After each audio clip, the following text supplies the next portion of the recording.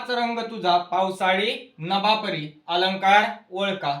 पर्याय 1 उत्प्रेक्षा, पर्याय 2 उपमा, पर्याय 3 रूपक, पर्याय क्रमांक 4 यमक।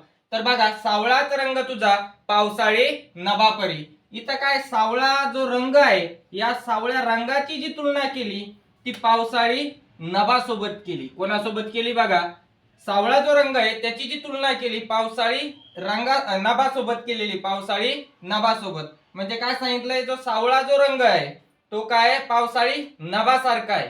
ठीक आहे, म्हणजे सावळा रंग हा काय तर उपमेय आहे। काय उपमेय, आणि उपमान जे आहे पावसाळी नभ आहे, हे काय उपमान। म्हणजे इथं काय सांगितलंय बघा, या उपमेयाची तुलना उपमानाशी करताना काय तर हे दोन्ही काय सारखे आहेत, बरोबर आहे की नाही।